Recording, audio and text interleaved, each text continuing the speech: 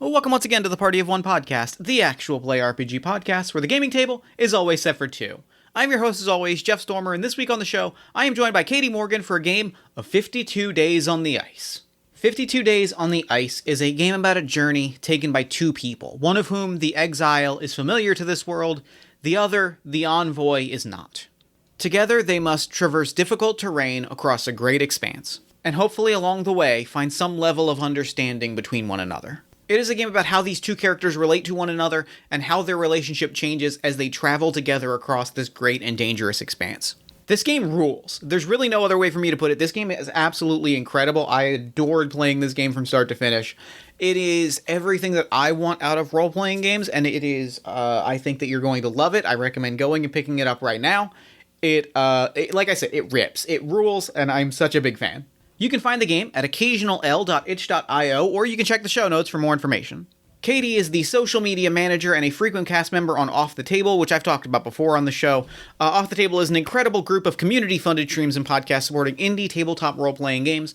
As somebody that does a lot of work to uplift indie games, you can imagine what a big fan of Off the Table I am. They produce some of the highest quality actual play, like, anywhere, and that they are doing it for wonderful indie games it makes me very emotional. A couple of their shows out right now are Missing Annie Lee, which is a Fear Itself actual play, which the finale of which just dropped, and also Of Black Glass, which is a The Watch actual play, and like I talked about it on the episode, so like you'll hear me rave about it then, but like it's real good, and I really, really recommend you go check it out because I think they created something really special and beautiful with it, and I really, really want you to listen to it.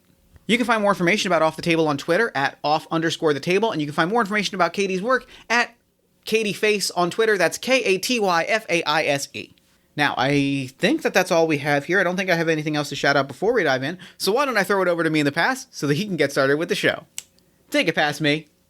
Thanks, future me. This week, I am so excited to be sitting down with Katy Morgan. Katy, thank you so much for coming on Party of One. Thank you for having me. I'm super hype. I could not be more excited. Real quick, before we dive in, though, why don't you take a moment to let the lovely listeners at home know about anything you've got going on that you might want them to know about? Yeah, I go by KatyFace, KatyFaise on Twitter. That's the best place to find me. But I am the social media manager for Off the Table, off_the_table on Twitter and Twitch, where we stream indie RPGs and we release a couple of fun podcasts. We have a AP Fear Itself podcast that is out right now, and an AP The Watch podcast, which is a wonderful game about defeating toxic masculinity. And we have a lot in store coming up. So we would love, any views or listens that you have with your precious free time. I love You're the Watch AP. Oh, I'm so glad to hear that. And I just want to put that out there like directly on mic because just like it's very, very good. We've had Juno on the show before and like it's I listened to the show and it's just It's good. It's heavy. It's probably one of the things that I'm like most proud of to be involved in. And honestly, this is just out there for listeners to hear. Did not want to be a part of it in the beginning because I'm not a war gamer. Like I don't enjoy fighting in war. And then when I actually read Ash's game, I was like, this is beautiful. Like it is about the war and the fight, but it's so much more about the emotions and you healing and like going through your life. It's some beautiful game, highly recommended it, and it's probably one of the things I'm most proud of. I get it because the AP itself is just like astoundingly good. Okay, now that I've gushed, I think it's time that we dive into a game and have some fun today. Yeah. All right, so we are playing 52 Days on the Ice by L. Schulman. 52 Days on the Ice is a game about an exile and an envoy. An exile is someone to whom this world is not familiar. The envoy is someone who is fleeing something terrible, and with the two of us together are crossing a great expanse together. The game assumes the glacier, but we'll kind of talk through where we're going and what kind of scenario we want to be going through.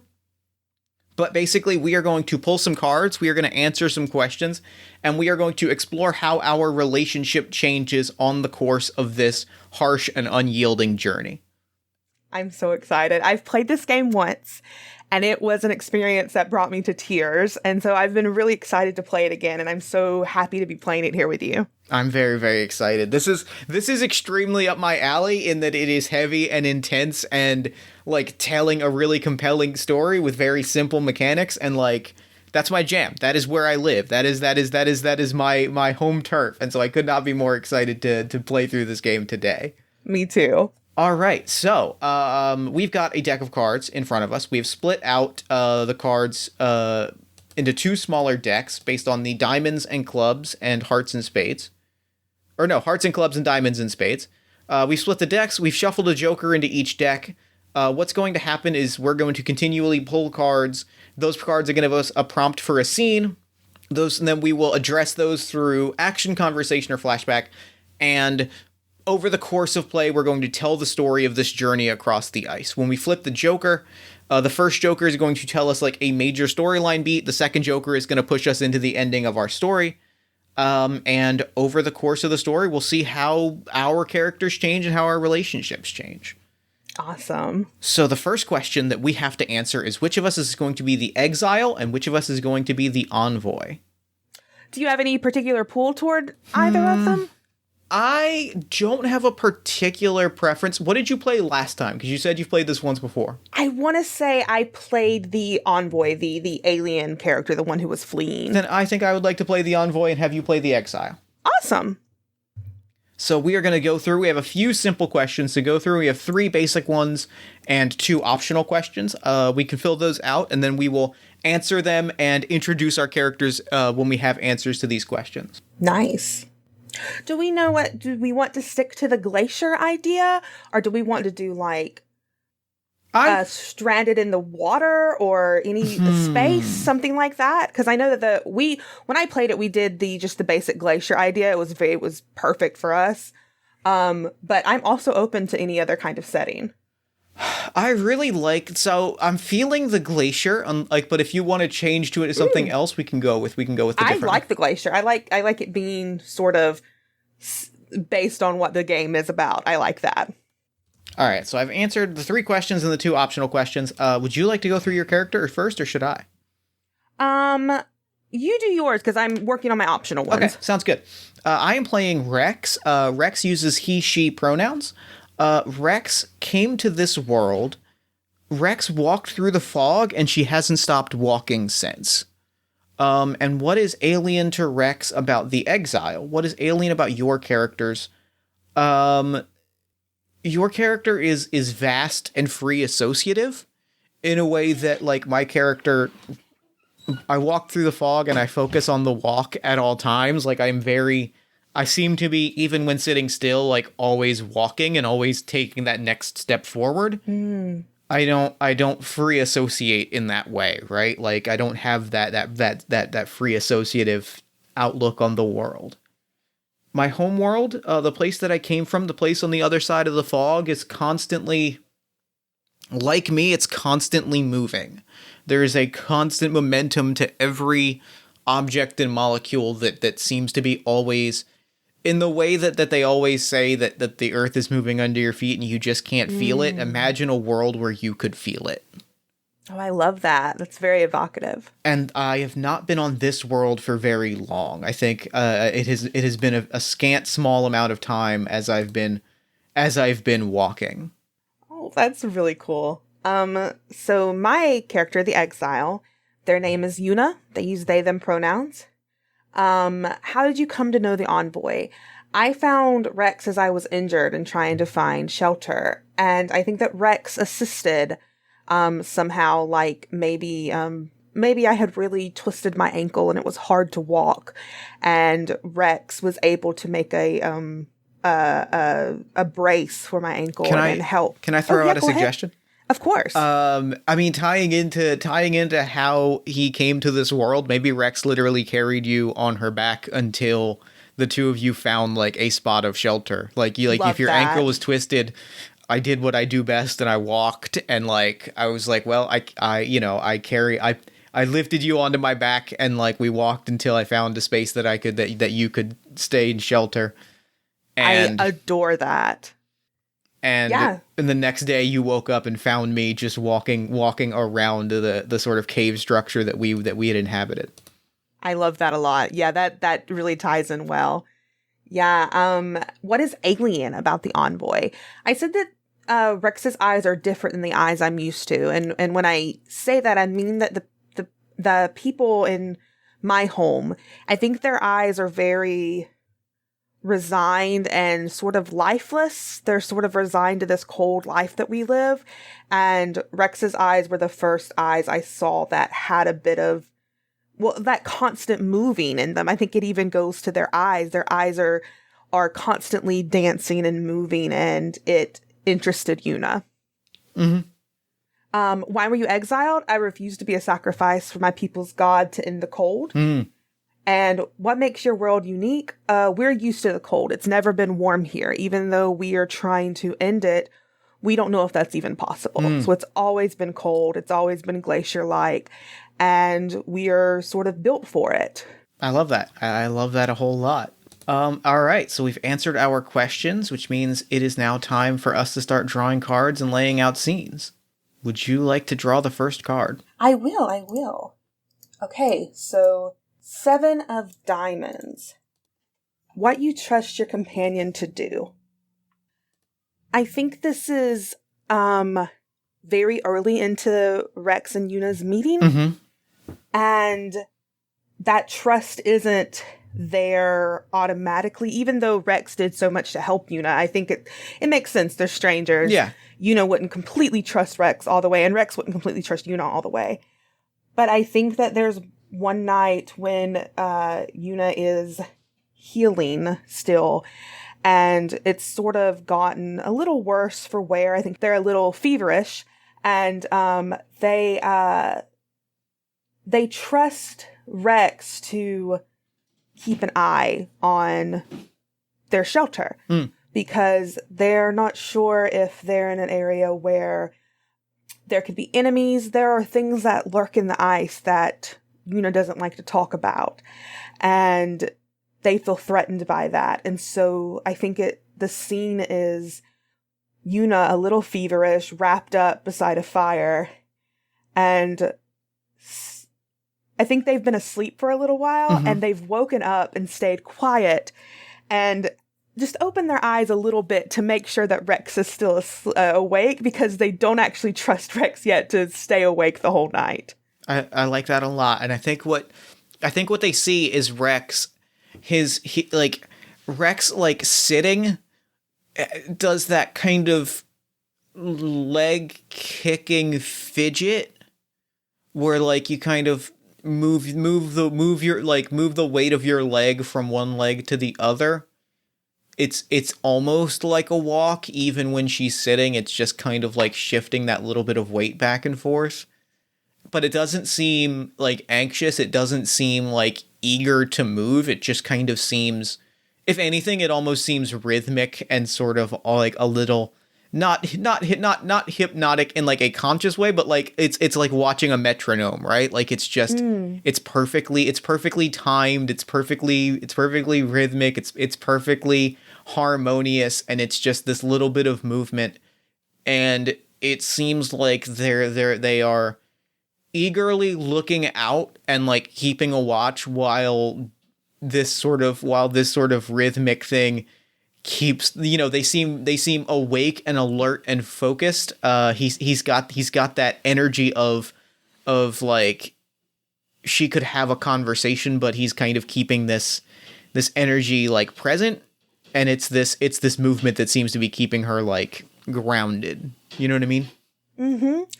I think Yuna watches for a long moment, almost lulled back into sleep by this movement. It's just, like you said, it's like a metronome. It's monotonous and it's rhythmic, and it's something that makes Yuna for the first time feel very comfortable. And I think that Yuna goes to turn their back toward Rex, finally letting their eyes off of them, because they have this reassurance that they're awake, and they just say very quietly, probably Rex has to think for a moment to make out what Yuna actually says, and they just say, if you need to walk, you can go check the perimeter. I like that. I like that a whole lot. I think that's a great scene. And I think I think Rex kind of just climbs. And I think the last thing that we see on that scene is Rex, almost without saying a word, climbs to her feet and starts walking down and kind of hops down a little bit of a cliff wall a little bit, jumps down 6-8 feet, lands on his feet and just starts walking around, not saying a word and just looking, but with that, as you watch her walk, you get that same sense of, you get that exact same kind of energy of he's moving around, but it still feels like you're watching a metronome, right? It just feels like every step is kind of timed out in perfect harmony and unison, and it just exudes that energy of always being perfectly in timed and in sync. Yeah, I love that. All right, I'm going to draw my first card. Now I've drawn the 7 of clubs. 7 of clubs, what you miss from your home. I think the scene here is one of my actual least favorite things about the snow. And about ice and snow. And that is after the snowfall, but before it sort of has settled, if that makes sense. Rather, there's this wonderful post snowfall feeling of the movement has stopped initially, and then eventually just the way that it absorbs noise and absorbs kind of light, and everything just kind of seeps into it. It just becomes so still. And I think the scene here is, it is late, it is dark. The only things that we kind of see out on the snow around us are those kind of patches where moonlight is reflecting the snow back out. And it's it is unbearably quiet because everything is kind of being muffled in the snow. Mm-hmm. And everything is, frozen and still. I think Rex is sitting and looking, and he's just scowling as he's looking, and just it feels like there's nothing, right? It feels like there's no energy to anything. It just feels like everything, if that feeling of cold is in every single spot. Yeah, and this is definitely something that Yuna is used to. They're used to that muffled quietness. So I think there's that difference of the scowl on Rex's face, but there's this calmness on Yuna's face. And when they notice the scowl, I don't think it of course wouldn't make sense as to why Rex is upset, because this is something that Yuna's so used to. And I think that Yuna takes the chance to sort of move a little closer in a very reverent type of closeness, and just curiously looks at Rex's face and looks at their eyes, and even in this scowling face, their eyes are still so different to what Yuna's used to. And they just curiously tilt their head to the side and say, "Is there something wrong with the snow?" It's not doing anything. The snow on the other side of the fog, it's like the peak of a snowstorm all the time, from the moment that the first flakes fall until everything melts.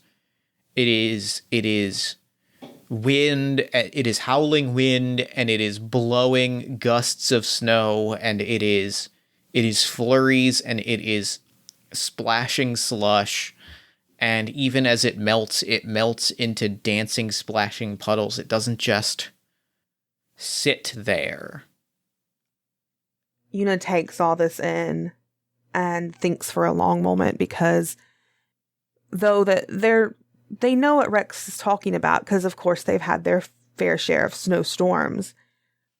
They just sort of get this smirk on their face, and they say, sometimes all snow is supposed to do is fall. You can't fight that. I will have to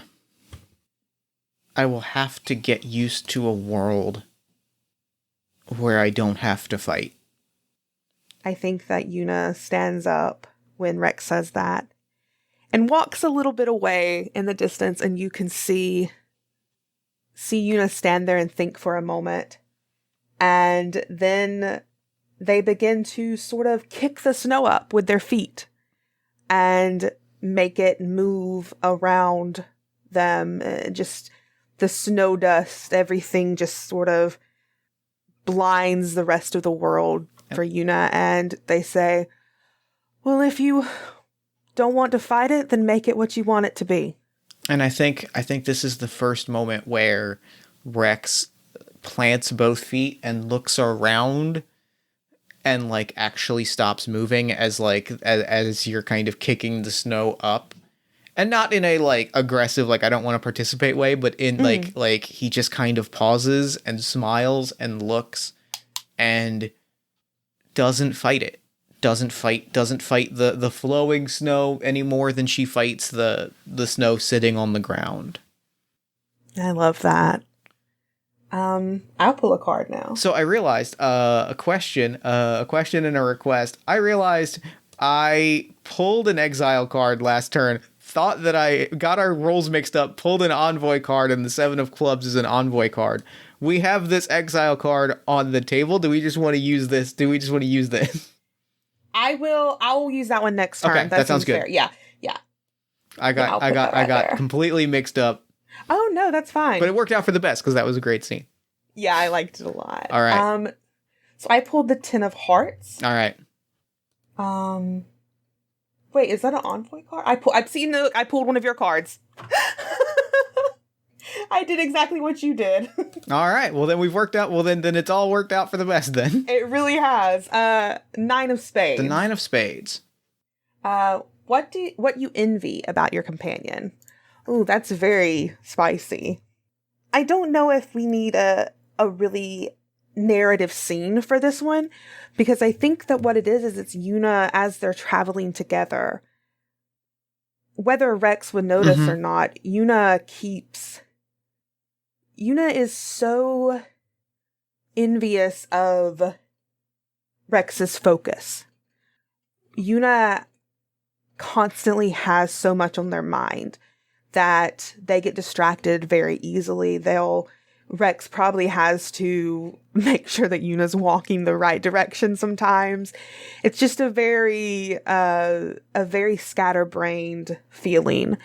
And Yuna, it's why Yuna likes to sit in the quiet and think, because it frees their mind up of of everything around them. And Rex doesn't seem to go through that. Rex seems to know exactly what she wants, exactly where he's going. And Yuna just has this envy of Rex's drive. And I think that even if not at first, Rex would definitely notice eventually that when they walk and Rex gets a little bit ahead, Yuna sort of stares in this shocked expression because they wish they could have that focus. I love that. I love that a whole lot. And yeah, I don't think I have anything really to add to that scene other than I think we just kind of see that moment, right? We see that moment of Rex walking and then Yuna just stops and looks. Because I don't even think Rex necessarily would notice that Yuna has stopped, right? I think that he kind of, to an extent, has tunnel vision of like when we're walking, we're walking. And I think maybe she maybe only really notices for long enough to be like, hey, catch up. Like, you're falling behind. And you just see Yuna like running through the snow trying to make sure that they're catching up. Which is a tiny little detail that I think is really, like a tiny little visual detail, a tiny little sensory detail that I really like, that just popped into my head. Yuna's probably really natural at walking through the snow. Rex is probably extremely not good at walking through the snow. Rex probably has that big, clomping, high step is the only way to describe it. Yeah. I've seen it in my brain. Where you've got to remove your entire, and full disclosure, this is how I walk in the snow. I've lived around snow my entire life, and it's where you have to lift your entire leg out of the snow and plant it in the next spot, as opposed to moving in a way that makes any more sense. Yeah, of course. All right, I'm going to flip my next Envoy card. And it is the 3 of Clubs. A promise unfulfilled. Ooh, I like this. I'm excited about this. I am too. I think the promise unfulfilled. I think this is a moment of conflict. And I think the moment of conflict is that you wake up and Rex is nowhere to be found. And like you're kind of able, he's not difficult to track because exactly of what I was just talking about, like the way that she walks, it's very easy to follow him. So you're able to catch up also because you move much faster in the snow than he does. And so you're able to catch up. And I think the promise unfulfilled was maybe not even an implicit promise, but at this point, I think we've been traveling long enough where there was this kind of unspoken sense of a promise, if not like explicitly stated, that we were traveling together. And I think there's it's this sense of, I think it's very clear that Rex, I think Rex sees you catch up and kind of like brusquely, makes like maybe you slept too long, or like she tried to wake you up and you didn't immediately jump to it, but there's definitely this undercurrent. I think there's this moment between the two of us where we're kind of where we have this realization that like we did not make it explicit that we were traveling together, and Rex has kind of I think taken that to its worst outcome. And like, how does Yuna react to that? Yeah, I think at first Yuna is shell-shocked, because in Yuna's mind, ever since Rex saved them and carried them on their back for such a long time, in Yuna's mind, they're traveling together now. In Yuna's mind, they've made if not a friend, then at least an acquaintance that can, we can watch each other's backs. And Yuna has this sort of realization of what's going on, and their face turns into this very deep frown. And they sort of stutter out, "Wait, where were you going? Were you going to leave?" And I think there's a moment where Rex speaks through like, of course, like you didn't answer the call, which means that I was going to go. And like Rex mutters this and sees the frown on Yuna's face, and she slowly starts to realize, oh, that sense of we keep moving no matter what, like you don't, like that's not a value that you have. And so she pauses, and he kind of looks in your direction and is like, you don't leave people. No, I stick with the people who help me and who I want to help. Even when they slow you down. Well, from the way things are looking now, yes, even if they slow me down, I still support them. And he kind of, there's like a little bit of like a tundra tree, like one of these little tiny shrubby, dead leaved trees, and he kind of leans against it and thinks it through. He goes, understood. I don't mean to slow you down. You caught up to me, which means if anything, I am slowing you down. and yet you have not left. Well, for the future, let's try to at least keep the same pace, and then we won't have to worry about either of us slowing each other down. We and she kind of pushes off of the tree and like hands to his hips. We cannot slow one another down. And she extends a hand as a handshake. If we travel as one, we cannot slow one another down. Yeah, I think Yuna gratefully takes Rex's hand and gives it that sort of one shake, curved, tight shake, and with a nod, they say, "Here's to not slowing each other down." And I think she kind of like spins on her heels, gets caught in the snow halfway through, like has to kind of kick out his feet a bunch. We travel as one. There's no slowing us down. And immediately like is off, but in a way that like isn't quite like in the last scene where he's kind of walking ahead, is much more like doing that thing where when you like naturally walk at a faster or slower speed than someone, where like sometimes you'll get a little bit ahead of them and like stop to make sure that you're still like fairly close, and like doing that conscious awareness thing of like making sure that your speed is matching the person that you're with, even when sometimes it falls out of sync. Yeah. And I think that's what Luna does. Yuna, I am tongue-tied to hell right now. Yuna, that's exactly what they do as well. They make an effort to keep up. And it's not that they weren't making efforts before, but this time it's a conscious effort. Because they don't want to let Rex down. They don't want to wake up to being alone again.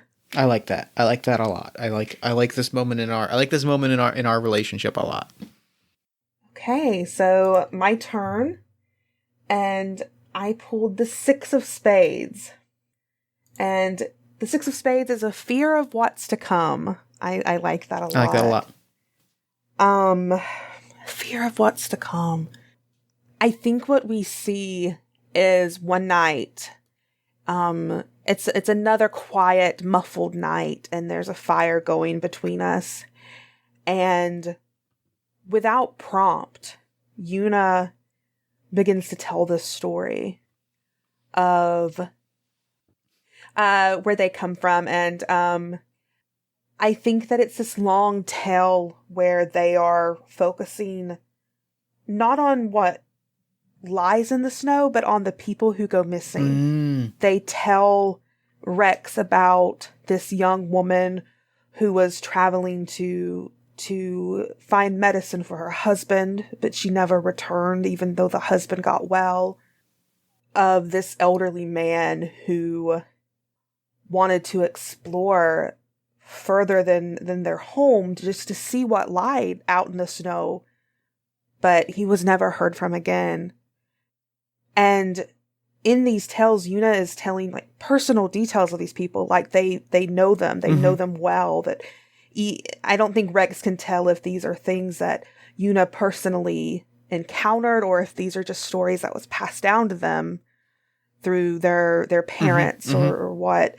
And the more that Yuna speaks about them, the more they get their voice gets quieter. They get more introspective and reflective, and there's this fear in Yuna's eyes. And I think that it's the fear that what if this is what they're walking toward? They're walking toward nothing and nothing to return from. And I think as you're telling this story, there's this moment where you tell the story of the man that walked off to see what was further than anything else, where Rex jumps up and like puts up a finger and then like sits because he like doesn't want to interrupt because he's kind of enwrapped in this. And she kind of like puts a finger to her mouth in that way of like, I have something to jump out and say. And she jumps out and afterwards goes, it's fascinating to me that you have a story of a man who walked off to see what was further than anything else. I also have a story about that. My parents, it's a very old story. My parents said they heard it from their parents, who said they heard it from their parents. Everybody has a variation on this story. And what's interesting, and I think he starts to tell this story, and like a lot of the beats are the same in that really kind of amazing way of like the same sort of legend appears in different places at different times. Yeah. Like he's telling this story, and she gets to a point and she goes, but where it sounds like it differs is, do you know the ending of our story? Yuna shakes their head, because the only ending that they know is, this ending of nothingness. He never comes back because he found it. He walked off to see what was on the furthest edges of the world, and, he walked. It is a story about the walk. It is a story about someone that said, I'm going to walk as far as I can, and they walked, and they eventually got there. No one ever saw them again. We can't be sure of it, but we can trust in the walk. We can trust in the act of the walk. We can trust that if you walk with a destination in mind, it might take you a while, it might take you until the end of time, but eventually you will get where you are walking.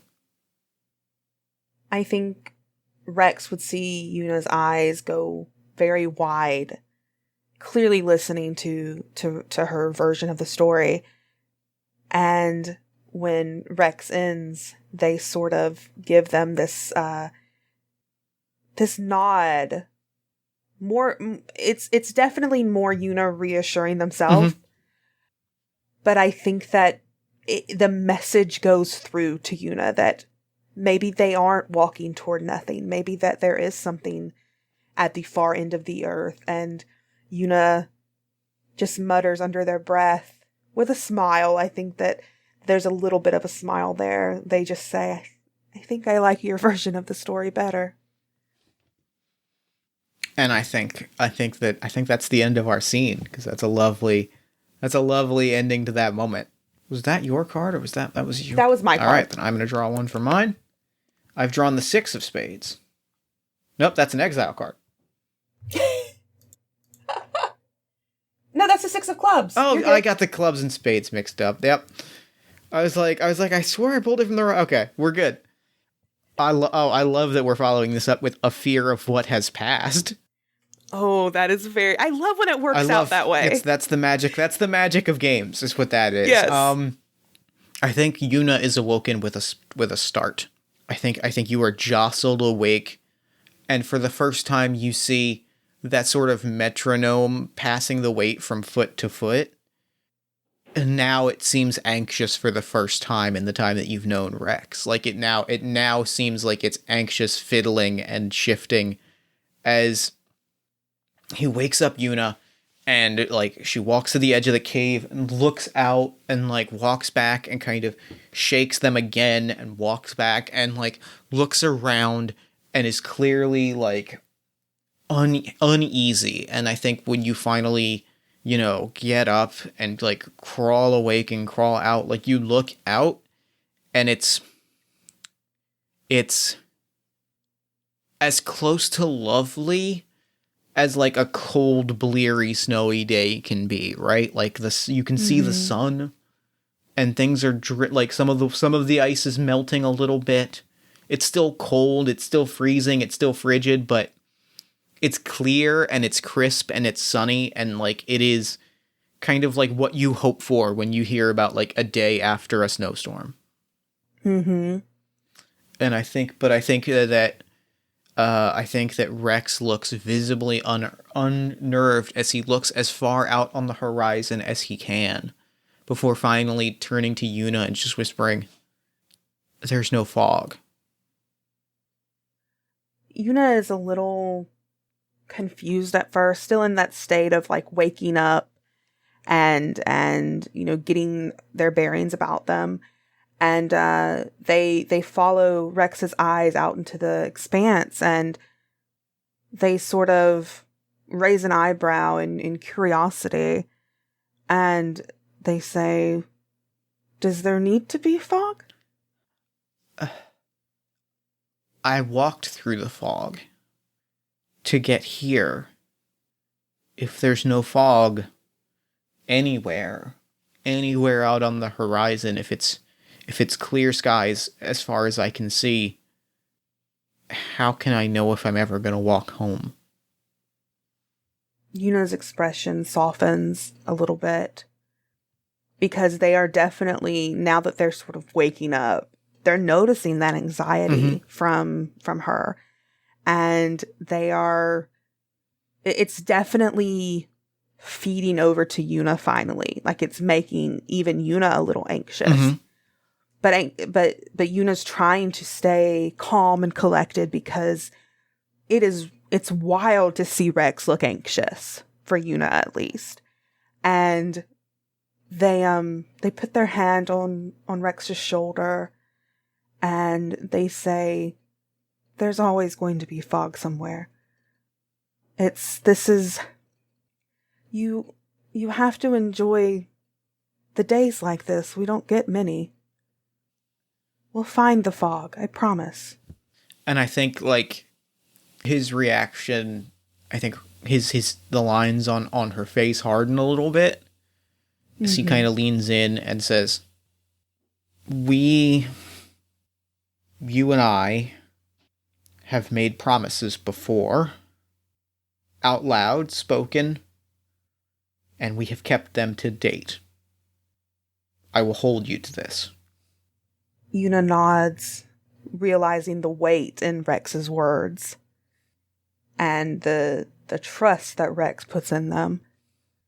And they pull their hand away and sort of motion toward the clear sun, the clear sky, and the sun shining down. And they go back into the cave to gather their things, I think. And when they come back, they say, "There's nothing better than a sunny day to keep walking." We walk until we find the fog. And you know what they say about walking with a destination. What did they say? You'll get there eventually. Yuna just laughs a little bit through their nose. And I think that as they're gathering and walking out, there's a moment where Yuna sort of looks at Rex when Rex isn't looking.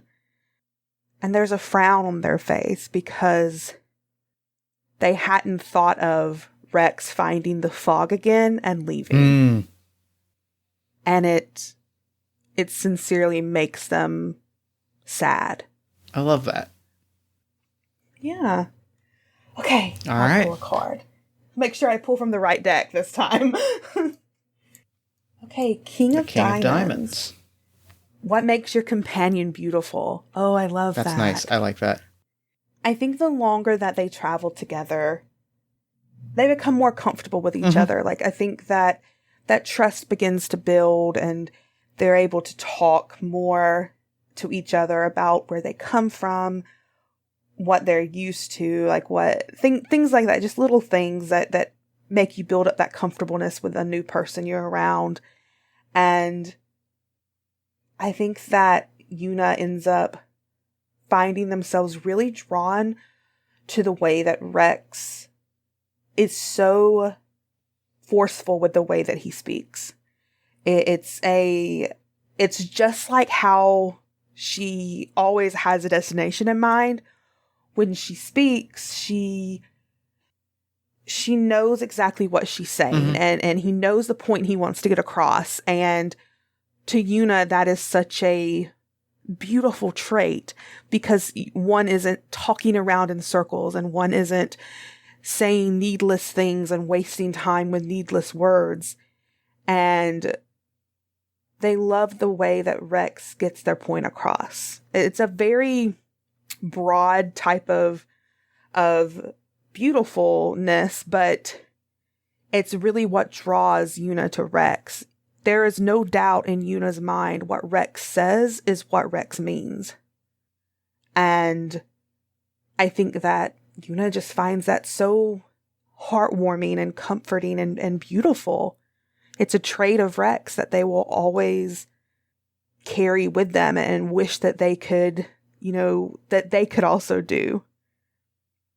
I love that. Yeah, I don't think that's a very vague question. I don't think that really needs a scene. I think that's good. I think that's exactly perfect. So I'm going to draw my Envoy card, and I've drawn the 8 of Clubs. The 8 of Clubs, a life you would enjoy living. Oh man.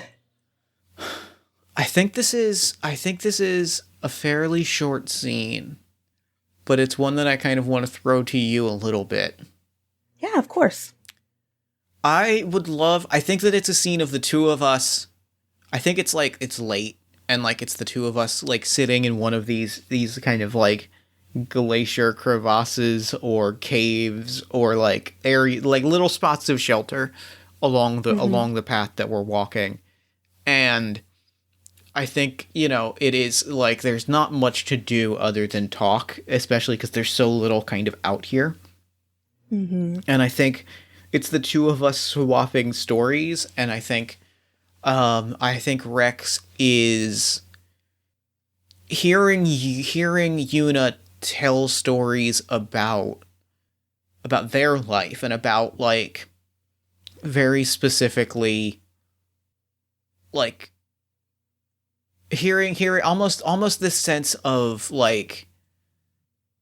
leisure is not quite the right, playful leisure, I guess is the best way to describe it, because I think the two of us, this is kind of not a rare moment, because I think that we've been traveling happily and comfortably for a while, but this is a moment where we're kind of opening up about the good times that we've had and how we enjoy ourselves, things we do for fun. And I think a lot of Rex's stories are built out of competition.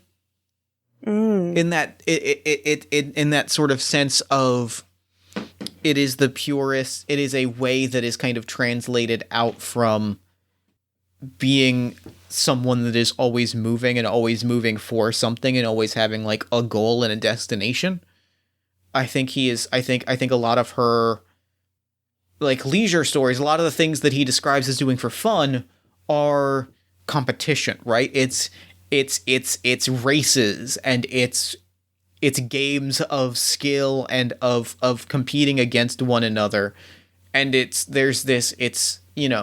he loves them, but I think Yuna, it's impossible not to pick up this little bit of a harsh edge to them, where it's always competition, and it's always conflict, and it's always, a winner and a loser. And I think maybe Yuna tells some stories about just doing things for the sake of doing them, crafting and stuff like that, in a way that for sure, that I think Rex is immediately tickled at this idea of what do you mean you it reminds me very specifically of this is me dropping an extremely silly and extremely Jeff pop culture reference.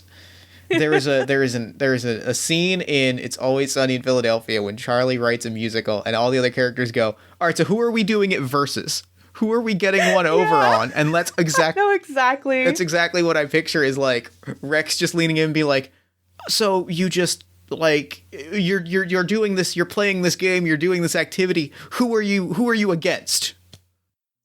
Yuna's just we're all winners, and Rex doesn't understand that. And I think as you say that, it takes him that moment, but as soon as he hears that, as soon as she's oh my god, and I think the closing note of that scene is just that I think maybe Rex as late in that night, as Rex is doing that sort of metronome shifting, she's knitting a little bit.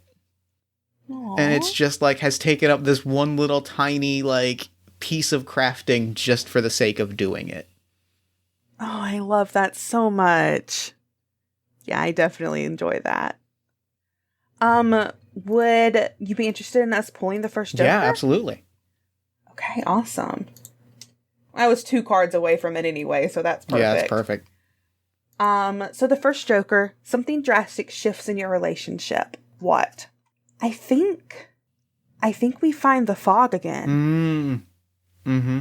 And it's heavy fog. It is just like you can barely see a couple of feet in front of your face type of fog. And it's a shift that Yuna feels because that fear that they had felt before when Rex was so scared of not seeing the fog, it comes back. And I think the drastic shift is that Yuna becomes very cold. Because in Yuna's mind, they've decided that they have found a friend in Rex. And when you care about and love your friends, you want them to be happy. And Yuna doesn't want Rex to feel that she can't return to her world if she wants to. I love that. I love that. And I think it becomes... What I like about that is that I think what happens after that, the immediate after effect, because, like, I think it's like we're walking, like, along this fog and, like, through parts of it, but not through the thickest of it. And I think part of it is, like, our relationship as we walk shifts to kind of sort of the inverse of what it was at the first part of our journey, where, you know, where Yuna is now very cold. But I think, like, Rex's immediate reaction to that is, I think, like, Rex, as this journey has progressed, like, Rex is happy to see the fog. And he's happy to know that she can go home if he wants. But also, he's also made a friend. Like, he has someone that he deeply cares about and doesn't want to lose that. And I think it becomes this element of, like, Rex actively trying to get through to Yuna and trying to being the person trying to breach that coldness and trying to reach out and sort of repair this harm that he didn't realize that he had caused. Yeah, for sure. And I think Yuna is just, in their mind, is just like, well, if I make it seem like I'm not attached to her, then he'll have no problem leaving if he wants to. It's just like that, you know, you're hurting them for their own good, but you're really not. Yeah, it's that sense of, like, it's putting up that wall because because you think you're going to get hurt, and not giving the other person that the space to say, I don't want that wall up. Exactly. It is a very human, very, very easy to cause source of harm to someone, and it breaks my heart seeing it. I think what I'd like to do right now is draw 2 more cards, maybe 1 each, and then we'll do the second Joker. Yeah. Of course, I love that. So why don't I pull my next card? It is the 4 of Clubs.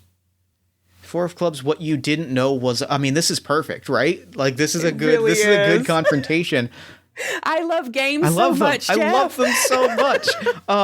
What you didn't know was a lie. I think there's this moment where we are walking, and for probably the first time, right, Yuna is just ahead of Rex. I think even though Yuna walks quicker in the snow, like, Rex just has this determination where, like, she has always been the one kind of walking ahead and then trailing back to catch up with Yuna. And now it's the first time that Yuna's just fully, you know, focused on the walk to a level that Rex was, and now Rex is distracted and kind of trailing behind. I love that. And I think that in response, Yuna just sort of stops cold and turns their head to look back at Rex and notices this distraction on Rex's face and just says, we need to hurry up if we're going to make it through the fog. Just very cold. Just there's no feeling there, which is completely different than what Rex would be used to from Yuna. And I think Rex immediately thinking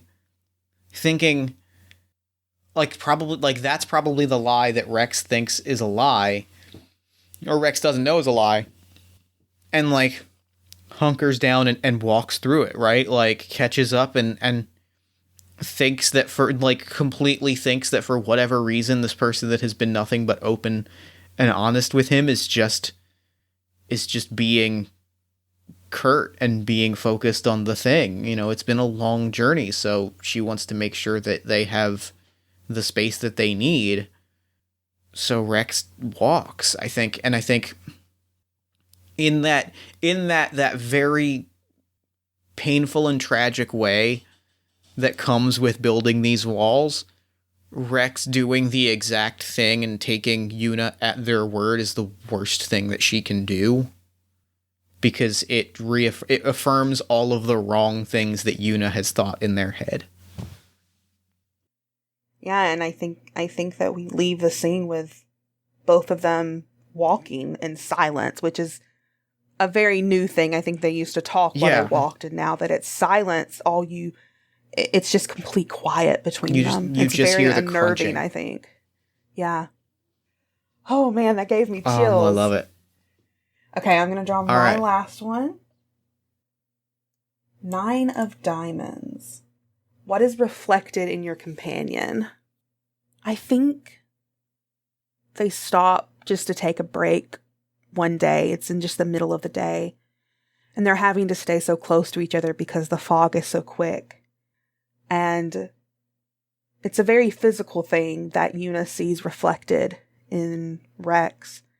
It's that they get a moment when Rex has her eyes sort of looking around, taking stock of what's going on. Yuna sees their reflection in Rex's eyes. And Yuna sees how they've changed.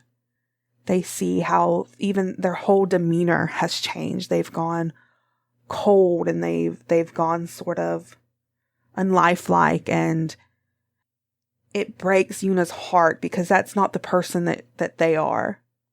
And they really hate that they don't know when their journey with Rex could end, but this is how they're spending whatever time they have left with them. It really, I think it wakes Yuna up a little bit, seeing themselves in Rex's eyes, because they're so used to Rex's eyes being full of life and dancing with each step that she takes. And Yuna seeing this sort of frozen creature basically reflected back at them, it scares them.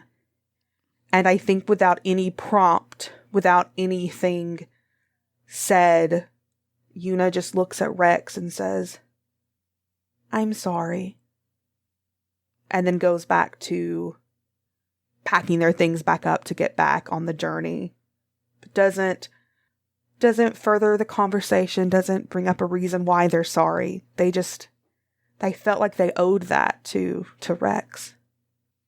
And I think Rex, puzzled look on her face, quietly accepts it, doesn't push it any further.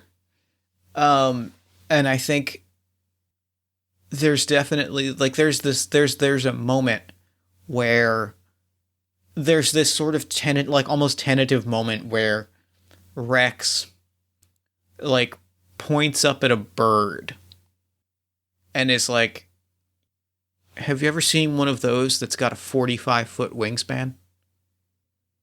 Yuna looks up at it and just slowly shakes their head and says, "I could never even imagine." Oh, they're so cool. No, they're so cool. And like immediately, like Rex just dive bombs on that moment, right? Like that moment of like, I couldn't imagine, and just starts like gushing about these giant birds. And it feels like they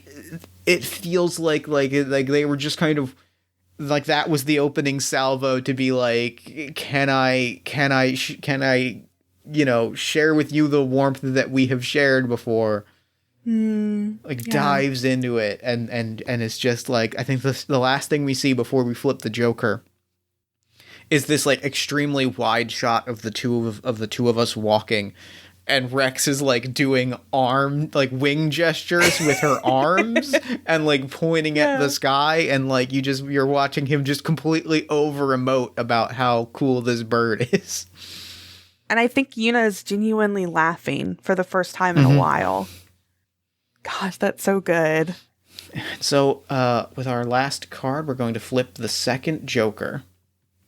You have reached the edge of the expanse. Ahead is a new and dangerous life. Do you go forward? I have my answer. I'm ready to hear it. I think my answer is, I think we come to this expanse and there's fog below, right? Like we're at the edge. We're at like the edge of like a cliff or like a hill. And like down that hill, like partway through, there is like an impenetrably thick fog. It might not be the same fog that brought me here. It might be an entirely different fog that would take me somewhere else. But I think the important thing is Rex is looking down at this fog, shifting his weight from foot to foot, and stops dead, plants both feet, looks to Yuna, and asks Yuna, do we go through it? I think it shocks Yuna a little bit because Yuna had spent so much time trying to distance themselves from a we in the end because they didn't want to hinder Rex any. But when she asked, do we go through it? Yuna's heart just completely melts, and that feeling of this is my friend, this is someone I care for, it just finally comes back fully. And Yuna looks down and they steel themselves as well. And I think they hold out their hand for Rex and they say, well, we've been going this far. I don't think it's time to stop now. And Rex grabs their hand. And as they walk into the fog, the last thing we hear is Rex quietly reciting a story about a man who one day decided that he was going to walk until the end of the world, that he was going to see as far as it could go. And do you know what happened to that man, Yuna? Yuna. He eventually found it. And they walk through the fog, and that's game. Oh, I have tears in my eyes. Breathtakingly How dare good. You? Very good. How dare you? I'm so happy. That was great. I'm so happy with how that game played. Oh my goodness. Oh, it's such a beautiful game. Constellation makes beautiful games. Like, they are so good. They're so good. This game is incredible. I'm so happy. This is the second time this game has brought me to tears, so it's definitely now, if it wasn't already one of my faves, it's one of my faves. Well, thank you so much for coming on and playing it with me. I could not be happier with how this turned out. Yes, me too. It was truly beautiful. So, real quick, before we wrap up, where can people find you and your work online? Yeah, you can find me on Twitter at Katyface, Katyfaise. You can also find me a lot of off the tables things, off_the_table on Twitter and Twitch. I am an online content creator and I do community management, consulting, anything like that. And I'm just flabbergasted and in shock of how good this is. So definitely check out Constellation's games if you have a chance, because they're beautiful. They're just beautiful games, and this is no different. I love it. Thank you so much for playing this with me. I could not be happier. And for now, I'm going to throw it over to me in the future so that he can wrap up with the show. Take it, future me. Thanks, past me. And thanks again to Katy for coming on the show. That game was special. It was beautiful. It was breathtaking. Like, it was incredible. It was an incredible experience, and I'm so grateful that we got to play it together and we got to tell that story together, because it was really... It's close to my heart. It's a story that was close to my heart. As I mentioned at the top of the show, be sure to pick up your own copy of 52 Days on the Ice by going to occasional.l.itch.io. And check the show notes for links to Missing Annie Lee and Of Black Glass and all the other incredible things that Off the Table puts together. And be sure to follow Off the Table on Twitter at off_the_table and Katy on Twitter at Katyface, that's Katyfaise. Then, while you're on Twitter, follow us at Party of One Pod, like the show on Facebook at facebook.com/partyofonepodcast. Join our Discord community at bit.ly/partyofonediscord. Head to our merch store at bit.ly/partyofonemerch. And if you enjoyed the show, consider leaving us a nice review on Podchaser, telling us you like the show on social media, telling a friend about the show, buying me cupcakes. That probably seems like an overreach, but I honestly wouldn't turn it down. And you can also check out the other podcast that I produce every single week, All My Fantasy Children, which is a character creation, storytelling, and world-building podcast powered by you. where every week my best friend Eric Catano Sayas and I take a listener-submitted prompt, we spin it into an original fantasy character, and we populate a shared universe one story at a time. New episodes drop every Friday-ish at oneshotpodcast.com.